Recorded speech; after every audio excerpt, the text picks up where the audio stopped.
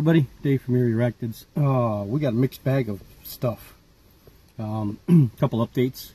Here's the Megaphoboma mesomelas. She's hanging in there.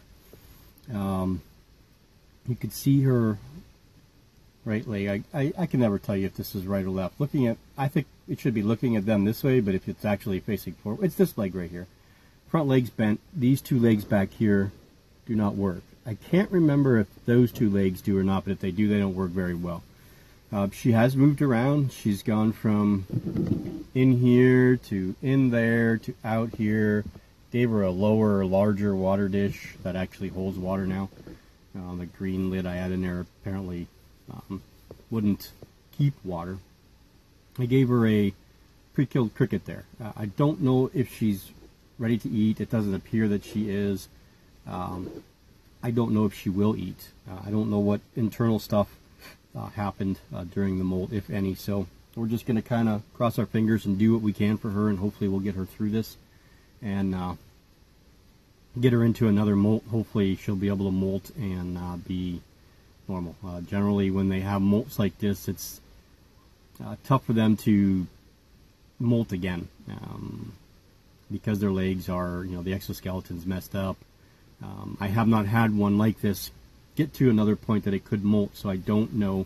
I really, really hope this one does, not just for the research factor, but just for the fact that I want her to survive. So yeah, let's I'm going to show you another thing. Someone molted, and we have another female, so let me bring her out. Honestly, can't remember if I told you guys about her or not. I may possibly have. I honestly can't remember. Because it's like deja vu right here. But that could be just from so many times of filming that I just don't remember. But anyway, this is the Grammostola porteri. If you remember, I was kind of leaning towards male a while ago. I think even the last time that I said something, I was leaning towards male. But I had her on the back of the enclosure back there. And the look looked female. But I wasn't 100% sure, and then she molted on me, and I pulled the molt, put it up, got it on my styrofoam, sprayed it off, got her out, or got the molt flattened out anyway, and then definitely saw spermathecae. So the beginning of the uterus externus. I don't know. She may want to take a wander here. I don't think she's ready to eat. So it hasn't been that long. It's only been about 5 days or so, maybe not even that much. I honestly can't remember. I think I might have small worm if she, I don't know, we'll try her. What the heck, huh? It's not going to hurt. If she doesn't take it right away, we'll take it out. Let's see, I'm going to have to find a small worm now. Don't go coming out now, because I'm not ready for you. Hold you like this. You want to eat that?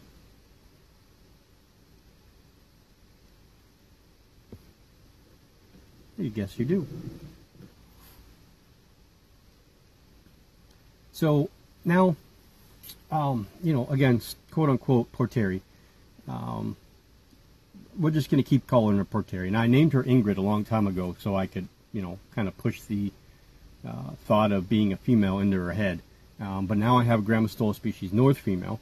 I have a Grammostola species mall female. I have a Grammostola porteri female. I have a Grammostola pulchra female. I need my Grammostola rosea sling and my Grammostola pulchra sling, snow, and my Grammostola grossa sling to all molt out female, and I will have the complete opposite of what I do with my Brachypelma. So maybe Grammostola is my genus that I should be keeping because I get females from, but yeah, we'll see. Who knows? As a matter of fact, we're going to be feeding the Grammostola grossa here in a minute too, so stay tuned for that. We also have the Acanthoscurria geniculata we're going to feed, and we have another sad update, but it was an update that I knew was coming. We kind of knew it was coming for a while, so I'll be right back. Okay, so the other day I left him in here just to do this video. I probably should have taken care of him a little while ago. He doesn't smell at all, so. Anyway, this is the Holothele longipes mature male. I was actually ecstatic that he lived this long. I could not find him a female anywhere. There's a lot of people that have these, but they're all small. There isn't a lot of adults out there yet, or people that I know, or even responded to my message on a couple places that they would be interested in him. So he kind of had to live his life with me, unfortunately, and not get an opportunity to produce more babies. But he was fun to have. Really crazy, very, very beautiful. You could see the still good colors in him. So yeah, so he finally passed, and I'm expecting the Hapalopus species Columbia large to do the same in not the near future, distant future, I should say. I can't find anybody that's willing to just take him. I don't know that he'd be viable right now. He's still a little bit active, but he's starting to be a lot less active and a lot more curled up. So we'll find out. Okay. Okay, so here is Ash, the Acanthoscurria geniculata. I do believe this one to be female, and don't blink because this will probably go quick. Like I said, you don't have to really worry about these guys not eating, that's for sure. Let's get some more water in her dish. Can you hear that? Did you hear that, Mr. Exotic Slayer? I made water noise. I don't remember what the initials are, PMSL. I don't know what it stands for. I just know that people love his watering videos, so every now and then you gotta do it too. You're not gonna do anything, you're just actually gonna hold it there. Are you serious? You will as soon as I shut this off, won't you?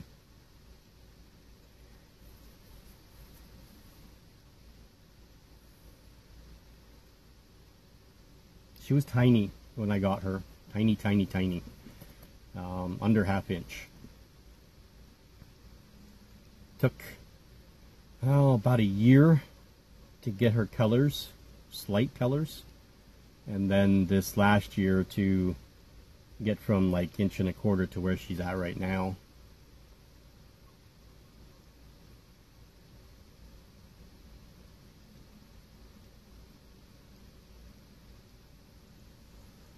Okay, well, she's not going to do anything, unfortunately, so we're going to try a few other ones here. We're going to feed Norman. Anybody want to feed Norman? I know you guys all love Norman, so let's get Norman down. So there he is. The infamous Norman. Doing his thing. Getting ready for yummies.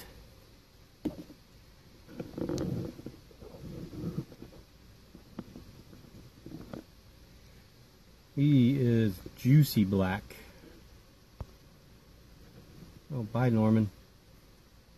Where are you going? Let's clean out his dish while we're here.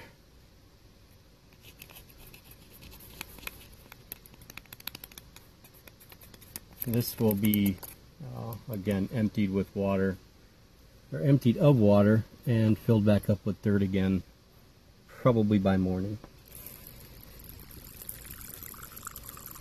Oop, can you hear that? That's twice. Come on, Norman. What are you doing in there? You come out here. I don't like to push him because he is just a cool guy. Let him do his thing. Oop, water's running down. We overfilled, Norman. We overfilled.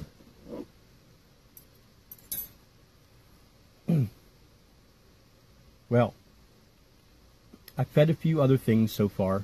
You saw the little quick clip prior to our intro of the Alipes species. It took a cricket right away when I threw it in there, so it's nice and comfortable. We got to get a little water dish. I want to get it into something just a tad bit bigger than what it is. I did get a mini football helmet display case. I'm considering that for that guy, so we'll have to figure that out. I'm not 100%. Yeah. I'm not 100% positive that I want to move him to the football helmet display case or not. I don't know. It'll be plenty enough room. There'll be more than enough room for it. I don't know if I want to keep it in this thing for just a little bit while longer. So what else do we feed? We feed the OBT Chaos. We fed my Cereopagabus lividus.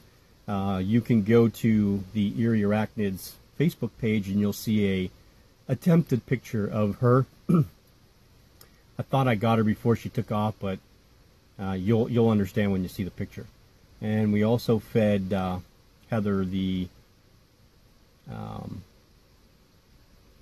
Brachypelma albopilosum nicaraguan female. We're going to try feeding Declan again because Declan missed his last feeding, so I want to see if he'll eat this time. And we're going to feed Dakota the Euopalacius campistratus. We'll see if she comes out.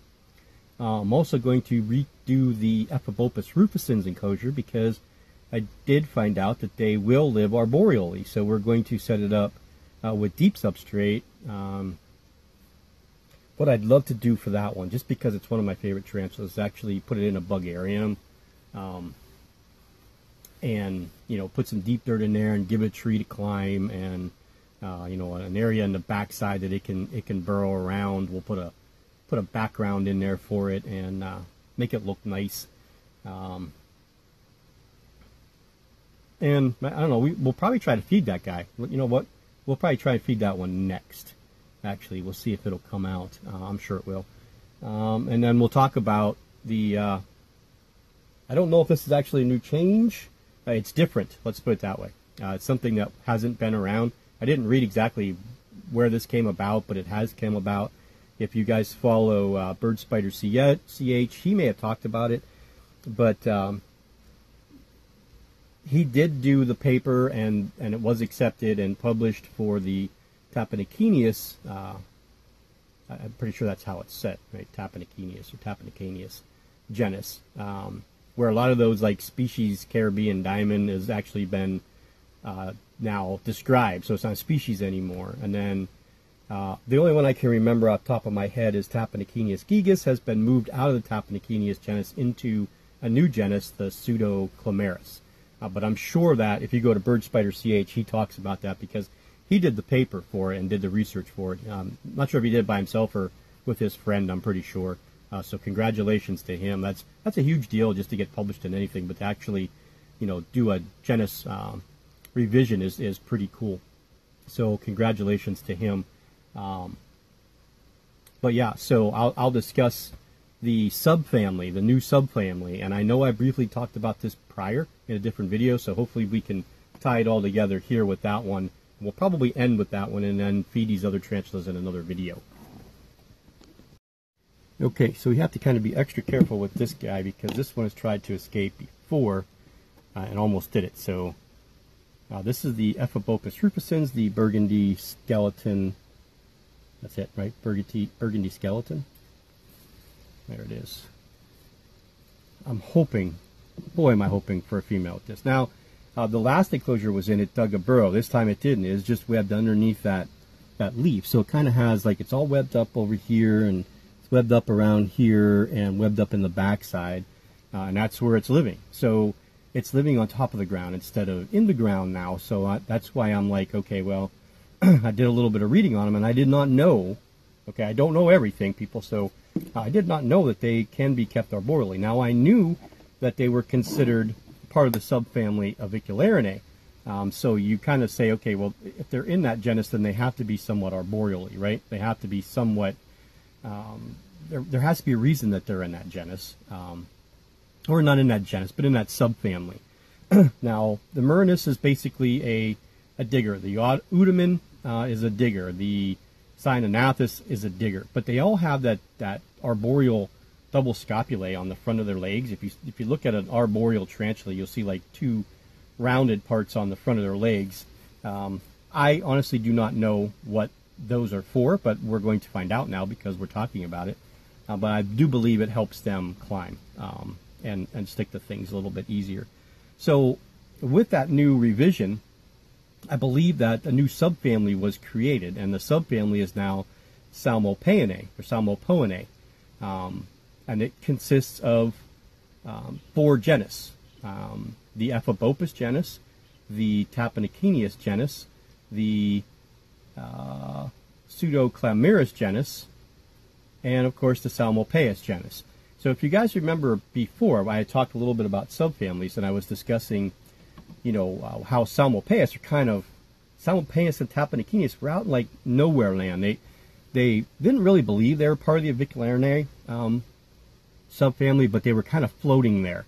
And I said that, you know, because there's possible bridge from Psalmopoeinae, the way that they act, and they were closely related to the Selenocosminae subfamily, which consists of the Holothele genus. So what happened now is they gave them their own subfamily for those 4 genera, and I think it's kind of cool now that they have their own genera, and they're you know, well, not genera, but their own subfamily, and not kind of floating out there in Never Never Land, and hopefully that'll tie some things together. And you know, I'm sure Martin will come out with another video how that all works and why it was done.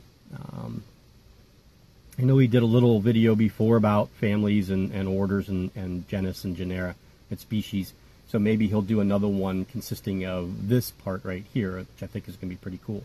So we're going to think about what we want to do with this one, Eddie, and we are going to how I really want to set her up and what I want to do with it. What do I have space-wise as far as what I would like to do is going to be the big thing. Now I still have the 2 8x12, or not 8 by, yeah, the 8x8x12 enclosures.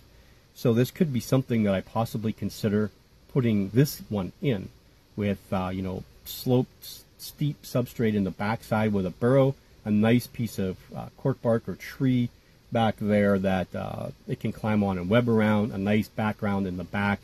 We'll get some nice leaf litter and some moss and stuff for the bottom, and we'll deck that enclosure, you know, up to the nines. And oh, I'd love to do that for this one. And we have something really cool coming next week.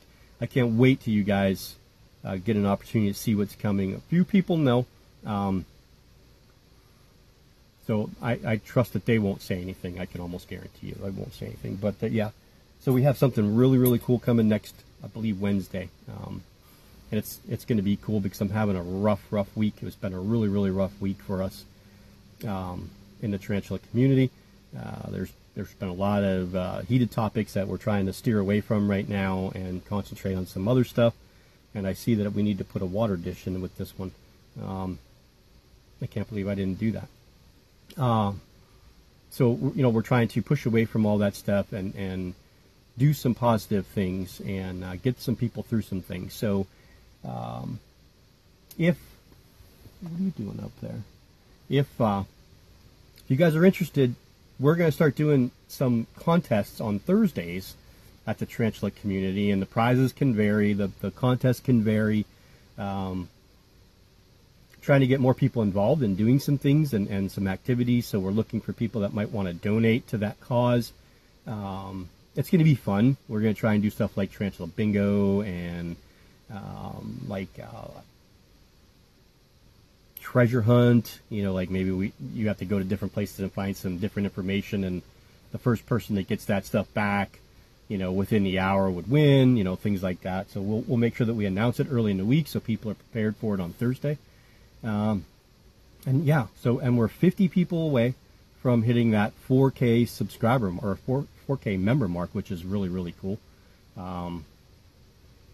Yeah, for as long as we've been around, and to hit that mark so quickly says a lot about the structure of the group itself and the atmosphere there and the people. And I think it really says a lot about the people that strive every day to run that group, to make it what everybody knows it as right now. You know, our mod team has increased. You know, we have Kelsey, and we have Julian now, and of course we have Ian and myself and Amy and Quentin and the Martins, Jared. I got it right, and Allie. The work that we do together and the ease of which we do it together is really unbelievable. There are no egos in that group, that admin group whatsoever, none. Everybody works together. We all are looking, you know, at the same common purpose and the same goals, and I think that's important for a group, and it's important for the members to know that. So, yeah, that's really all I'm going to ramble on about today, and I hope you guys enjoyed the video. How did that cricket even come back to life? I thought I squished the crap out of it. That's the Megaphoboma mesomelas. She actually moved a little bit, so just a little bit, not much. Yeah, so I hope you guys enjoyed this. We have lots of stuff coming up. It's going to be a rough week next week for me, so don't expect too much. We have a big furnace going down at work, so we have a lot of work. We have to work overtime. It's mandatory overtime. I'm working this weekend. I got to work 3 12-hour shifts next week, or 4 12-hour shifts next week, plus the next weekend again.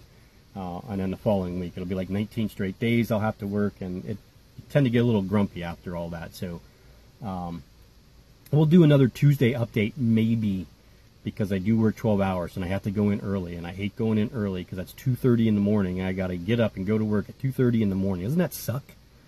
Who wants to do that? And then work till 2:30 in the afternoon, go home, eat, take a shower, try to get some sleep again, go in the next morning, work from 6:30 in the morning till 6:30 at night. And then Wednesday is just a normal 8-hour shift for me, so I'm going to breathe then. But yeah, so look forward to stuff after that. I'm going to try and do a couple more videos this weekend just to have them ready, and we'll pump them out next week if I can. I'm collecting clips from fellow YouTubers for a Brachypelma collab that we're going to do. We hosted here.